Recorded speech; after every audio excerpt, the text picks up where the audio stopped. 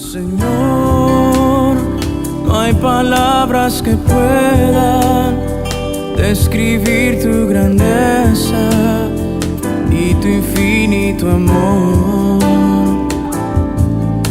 Jesús, sé mi luz y mi guía, y sé el aire que respiro.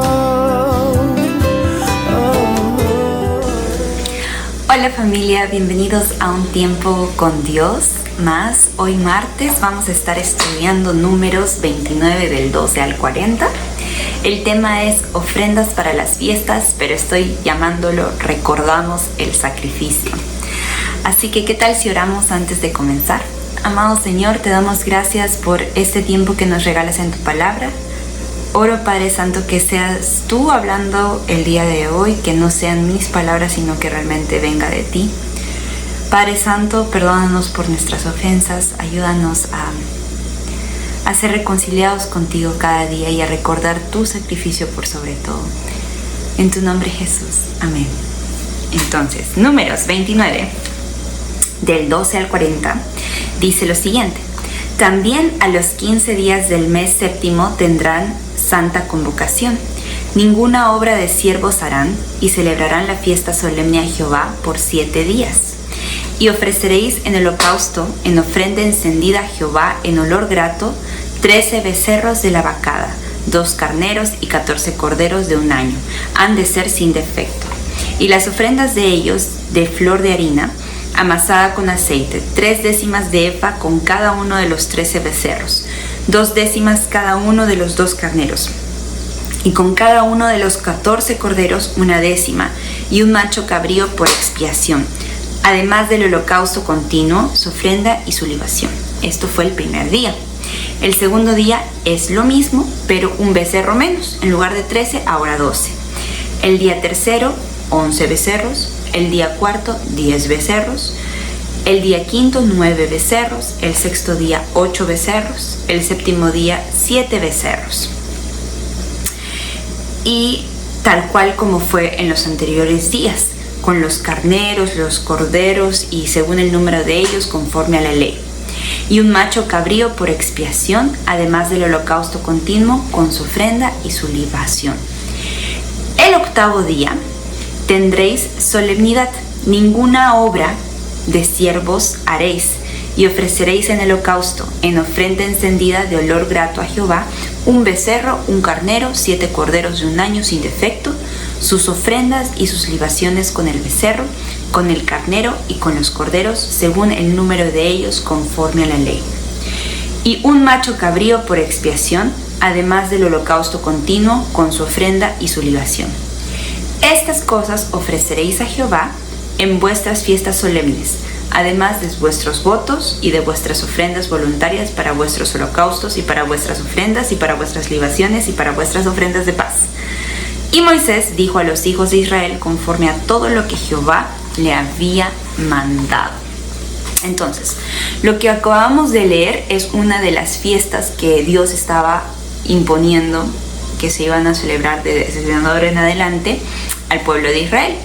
Israel estaba al borde de la tierra prometida y Dios establece que la manera en la que ellos le recordarían, en la que ellos iban a recordar la fidelidad que Dios había tenido en Egipto, de cómo los había sacado, era a través del sacrificio.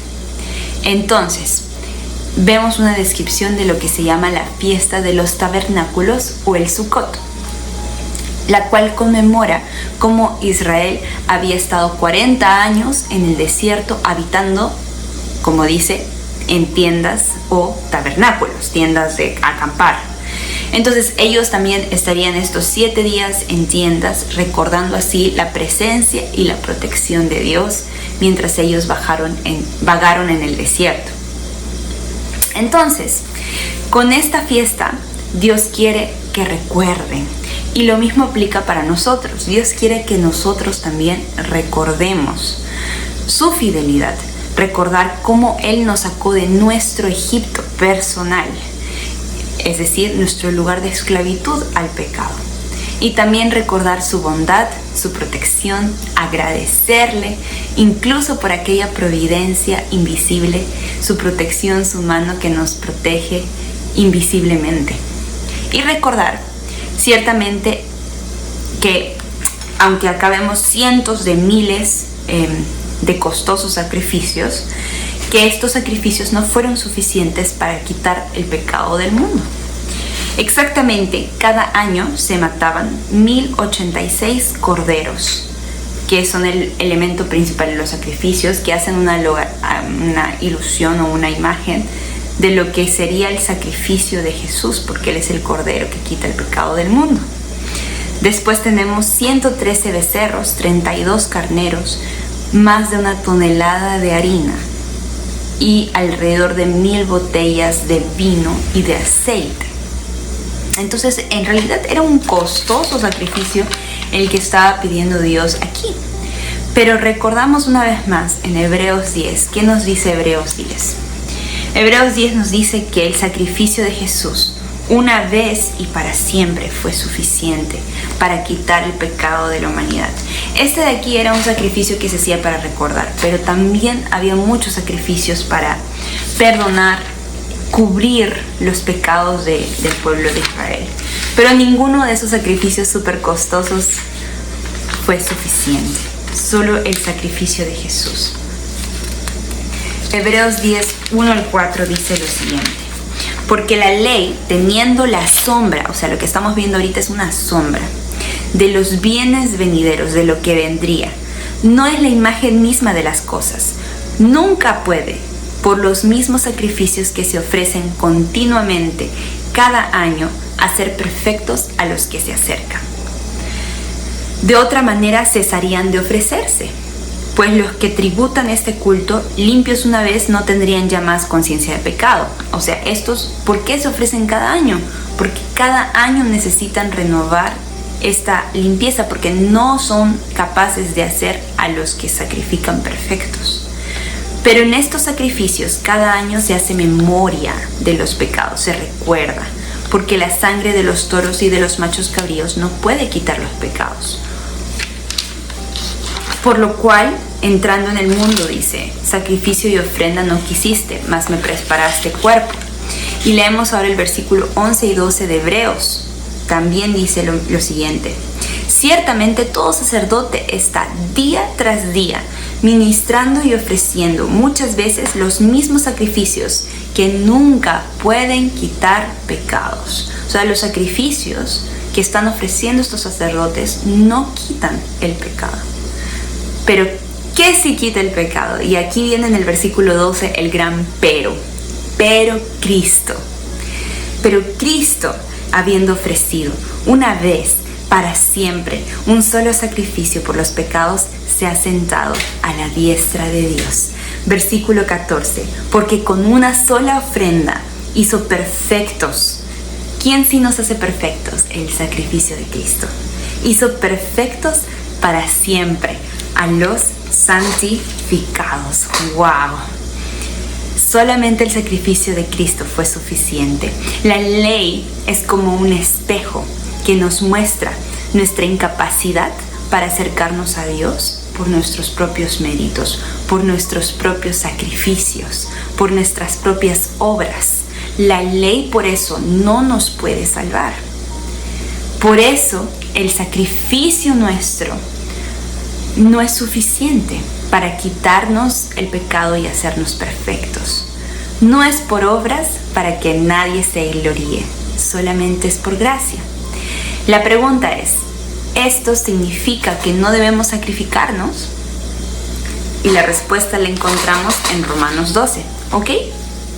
Les ruego por las misericordias de Dios que presentéis vuestros cuerpos en sacrificio vivo, santo, agradable a Dios, que es vuestro culto racional.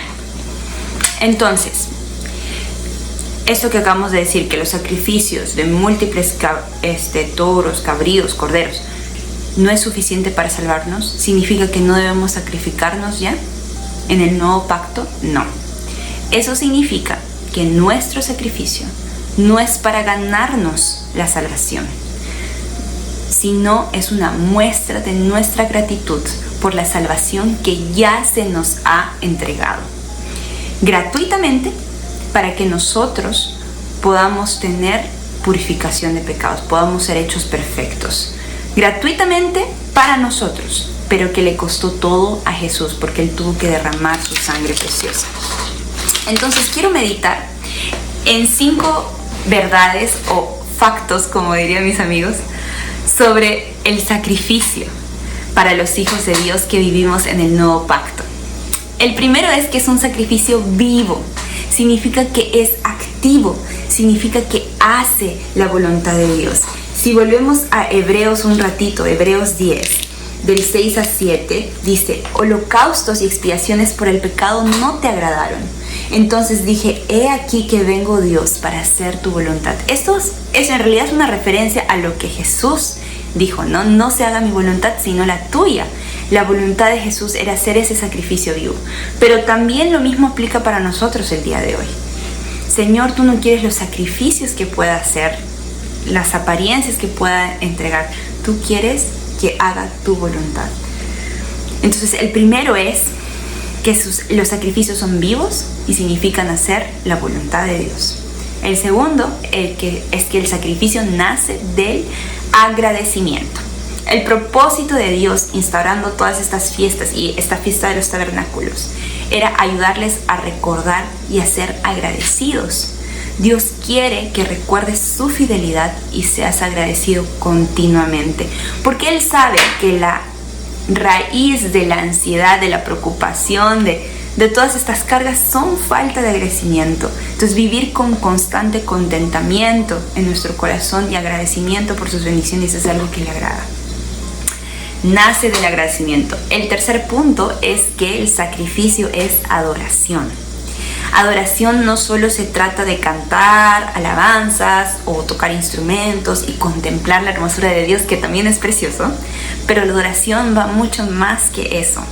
Es dedicar todo lo que somos, todo lo que tenemos, todo lo que hacemos continuamente como un sacrificio santo y agradable a Dios. Si yo voy a estar dedicada a mis actividades en la casa porque soy ama de casa, todo eso es una forma de adorar a Dios. Voy a amar y a dedicarme a mi familia de la mejor manera porque este es mi sacrificio agradable y santo para Dios. ¿Ok? Entonces, adoración. Sacrificio es adoración, ese es el tercer punto. El cuarto punto es que el sacrificio es santo. Y santo significa que es apartado para un uso divino. Eso quiere decir que el sacrificio significa dedicado a Dios, es usado por Dios. Dios va a usar lo que somos y lo que tenemos para su gloria, para su honra. Entonces, eso es, como dice el versículo previo a este versículo de Romanos 12:1, es el 11:36 que dice: porque de Él y por Él y para Él son todas las cosas. A Él sea toda la gloria por los siglos. Amén. Entonces, el cuarto punto es que el sacrificio es santo, apartado, uso divino para Dios. Y el quinto punto, y es el último, es que el sacrificio es descanso.